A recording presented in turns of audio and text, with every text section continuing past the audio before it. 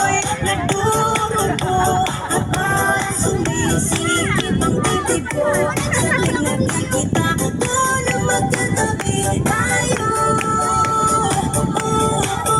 Kahit di naman tayo dalawa, lagi na lang pinagsiselosan siya.